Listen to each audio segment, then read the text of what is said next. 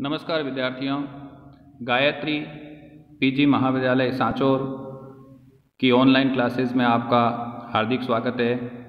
BA द्वितीय वर्ष से उत्तीर्ण होकर बीए तृतीय वर्ष की भूगोल की ऑनलाइन क्लास में आपका स्वागत है। बच्चों, आप स्नातक के अंतिम वर्ष बीए फाइनल में है, इसलिए अब आपको जो कमी प्रथम दोनों वर्षों में पढ़ाई के दौरान रही होगी या आपके स्वयं के पढ़ने में रही होगी, उस कमी को अब पूरा करना है। इस साल आपको ज़्यादा मेहनत करनी है। मेरी सलाह ये है कि इस वर्ष अंतिम वर्ष के साथ में आप कंपटीशन की तो तैयारी कर ही रहे हैं। जो फॉर्म आपने भर रखे हैं, जैसे पुलिस कांस्टेबल है, पटवारी है, कुछ और भी कॉम्पिटिशन्स के फॉर्म आपने भरे होंगे, वो तो प्राथमिकता है ही, क्योंकि जितना जल्दी हम नौकरी लगे उसकी कोई होड़ नहीं है। हमारे पढ़ने का उद्देश्य ही नौकरी लगना है, लेकिन साथ ही अपने अकादमिक पढ़ाई और परसेंटेज बनाने को भी नहीं भूलना है। गुड एकेडमिक रिकॉर्ड, जो अब वर्तमान में विभिन्न परीक्षाओं में बढ़ रही अभ्यर्थियों की संख्या और योग्य अभ्यर्थी छांटने की जो तकनीक है, वो गुड एकेडमिक रिकॉर्ड है। इसके माध्यम से कक्षा 10, 12 और स्नातक तक की विभिन्न परीक्षाओं में आपके औसत 55% होने अनिवार्य हैं। अतः आपके स्नातक में प्रथम वर्ष में ज़्यादा या कम रहे हो, द्वितीय वर्ष में भी ज़्यादा या कम रहे हो, लेकिन अब ये तृतीय वर्ष आपका बहुत ही महत्वपूर्ण है, क्योंकि स्नातक में तीनों वर्षों के परसेंटेज कंपाइल किए जाते हैं और अंत में पूर्णांक में से उन तीनों वर्षों के परसेंटेज को निकाला जाता है। अतः इस वर्ष जो भी पिछली कमी रही है, उसको पूरा करने का समय है। इस वर्ष आप थोड़ी ज़्यादा मेहनत करें, सार्थक मेहनत करें, पढ़ें। चूँकि कोरोना का महामारी का जो काल है, आपकी पढ़ाई को, आपके पढ़ने की गति को, सबको प्रभावित कर चुका है। लेकिन अब ऑनलाइन क्लासों के माध्यम से जो आप पढ़ रहे हैं, उसको थोड़ा सार्थक तरीके से पढ़ें।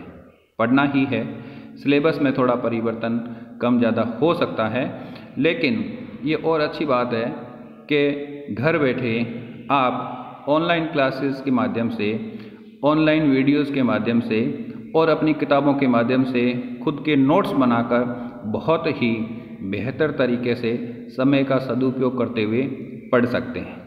इसलिए बच्चों, मेरी सलाह यही है कि इस वर्ष आप बहुत ही मन लगाकर पढ़ें, क्योंकि जैसे ही आपकी स्नातक की परीक्षा हो, आप उसमें उत्तीर्ण हो, और वैसे ही जो आरएस की भर्ती आए उसमें आप बैठें और सफलता प्राप्त करें। मेरी हार्दिक इच्छा है, हम सभी स्टाफ बंधुओं की, कॉलेज की हार्दिक इच्छा है कि यहाँ से अधिकतम संख्या में प्रशासनिक अधिकारी, योग्य व्यक्ति निकले, जिसे कॉलेज का, हमारा, समाज का और स्वयं आपका और परिवार का मान बढ़े। हम बीए तृतीय वर्ष के भूगोल विषय के बारे में चर्चा कर रहे हैं। इसका एक पेपर नरसी राम जी आपको आर्थिक भूगोल पढ़ा ही रहे हैं, दूसरा पेपर पर्यावरण भूगोल आप और हम साथ मिलके पढ़ते हैं।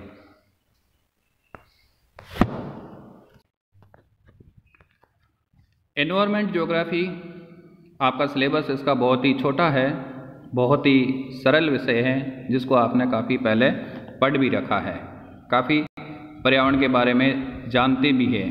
वही बातें, नॉर्मल बातें हैं, जिसको आप बहुत ही सहज तरीके से एक बार पढ़ने से लिख सकते हैं।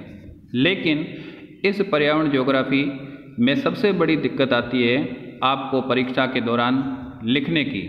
जितना इजी सब्जेक्ट होता है मेरे ख्याल से लिखना उतना ही मुश्किल होता है। एग्ज़ाम में जब आप लिखने के लिए बैठते हैं तो उसके बिंदु अपने दिमाग में नहीं आते, और जब सिस्टमेटिक आंसर नहीं होगा तो जाहिर है एग्जामिनर भी आपको जितने नंबर देना चाहेगा उतने नंबर आपको नहीं मिलेंगे, जिससे आपका ऑल ओवर परसेंटेज परफॉर्मेंस सभी प्रभावित होंगे। तो मेरी सलाह यही है कि एनवायरनमेंट ज्योग्राफी है उसको आप पॉइंट्स के रूप में, की नोट्स के रूप में पढ़ें, याद करें, लिखें। पर्यावरण और पारिस्थितिकी या पर्यावरण तंत्र, पारिस्थितिकी तंत्र, ऐसे छोटे छोटे जो टॉपिक्स हैं, इन टॉपिक को सिस्टमेटिक तरीके से अगर लिखा जाए तो आपका आंसर बहुत ही प्रभावशाली हो सकता है, होगा ही। और अगर इसको आप सीधा अपने मन से बिना सिस्टमेटिक, बिना इसका अलग अलग पॉइंटों में विभाजन किए हुए लिखते हैं तो उसका प्रभाव बहुत कम पड़ेगा, जो आपके नंबरों को प्रभावित करेगा ही। तो मेरी सलाह यही है कि इसमें आप अब स्नातक के अंतिम वर्ष में हैं, इसलिए आप किसी भी चीज़ की व्याख्या करने में सक्षम हैं, इसलिए शब्द आप अपने प्रयोग कर सकते हैं, शब्द आपको अपने ही देने हैं, लेकिन जो पॉइंट्स है, जो की नोट्स है, वो प्रत्येक टॉपिक के आपको बना के रखने हैं और उन्हीं की पॉइंट का आपको खींच के वर्णन करना है। रबड़ की तरह कोई चीज़ खींचते हैं, जैसे रबड़ खींचता है, वैसे ही आपको एग्ज़ाम में उन्हीं पॉइंट्स के आसपास शब्दों का चयन करते हुए अपने आंसर को लिखना है। साथियों, की नोट्स बहुत ही इम्पोर्टेंट है। जो आपका चैप्टर है, जो आपका पॉइंट है, टॉपिक है, उस टॉपिक का आप रजिस्टर के 1, 2 या 3 पन्नों में संपूर्ण सार लिख दें, उसके संपूर्ण पॉइंट लिख दें। और इस तरह से आपकी ये जो पर्यावरण भूगोल की किताब है, इसके समस्त टॉपिक है, मेरे ख्याल से 25-30 पेज में सिमट जाएगी। अब ये 25-30 पेज है, ये आप सुबह, दोपहर, शाम जैसे किसी का पाठ करते हैं भगवान का, उसी तरह से इसको दिन में एक बार दोहरा दें। और इस तरह से आपका अभी तो बहुत समय एग्ज़ाम होने तक का बाकी है, उसमें इसको आप न जाने कितनी बार दोहराएंगे। और जब इतनी बार आप दोहराएंगे, आँखों के आगे से इस चीज़ को निकालेंगे, तो सारी चीज़ें आपके टिप्स पर आपको याद होगी।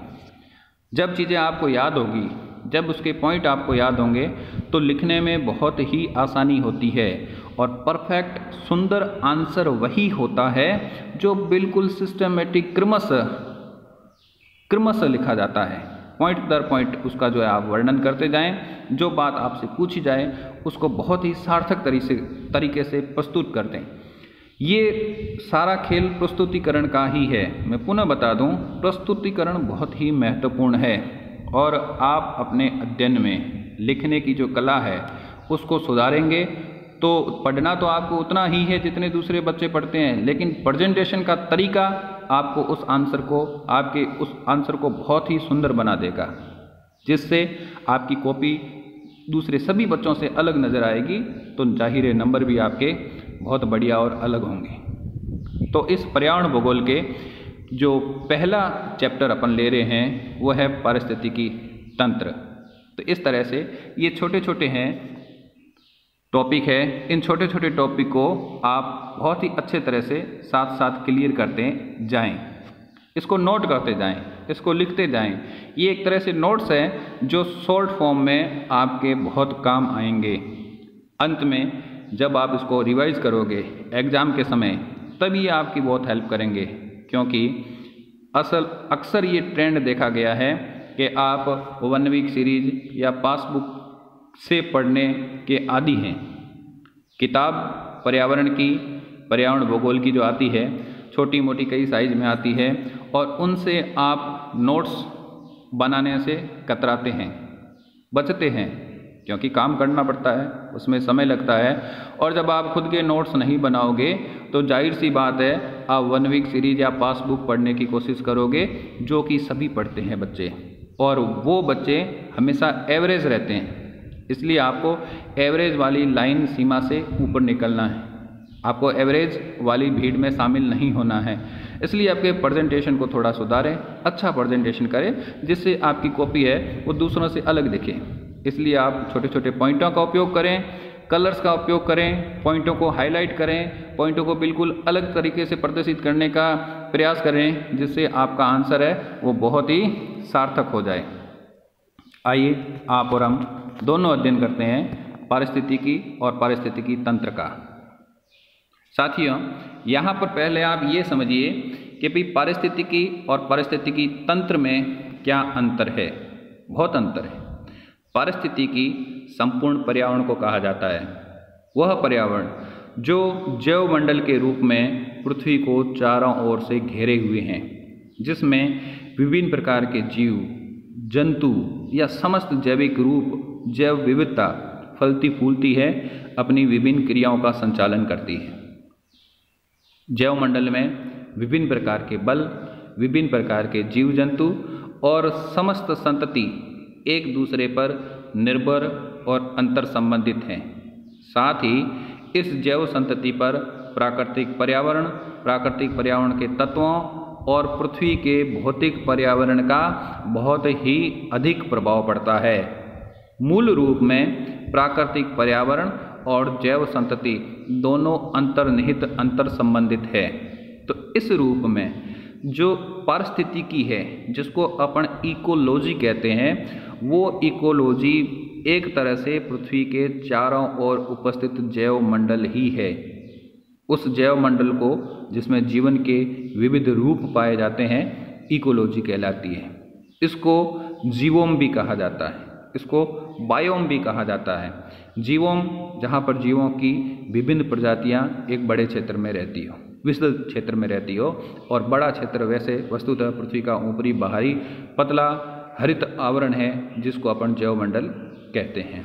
तो पारिस्थितिकी पृथ्वी के समस्त बाहरी जैवीय आवरण को कहते हैं, जो कि विभिन्न प्रकार के पर्यावरणीय घटकों से बहुत ही घनिष्ठ रूप से संबंधित है। और पारिस्थितिकी तंत्र उसका लघु रूप, पारिस्थितिकी वृहद रूप है, तो पारिस्थितिकी तंत्र उसका बहुत ही लघु रूप, जो विशेष प्रकृति वाले क्षेत्र में संचालित होता है। उसके लिए एक अलग इकाई की आवश्यकता होती है पारिस्थितिकी तंत्र के संचालन के लिए। अब तंत्र के लिए अलग अलग विशेषता वाले माध्यम, जैसे जल में भी नदी, तालाब, झील, सागर और महासागर। उसी तरह से धरातल में भी मरुस्थल, वन, पर्वतीय क्षेत्र, मैदानी क्षेत्र और शीत मरुस्थलीय क्षेत्र, ये विभिन्न प्रकार के जो धरातलीय विषमताएं हैं, धरातलीय स्वरूप है, और विभिन्न प्रकार के जो जलीय स्वरूप है, उन सब का अपना अलग अलग पारिस्थितिकी तंत्र होता है।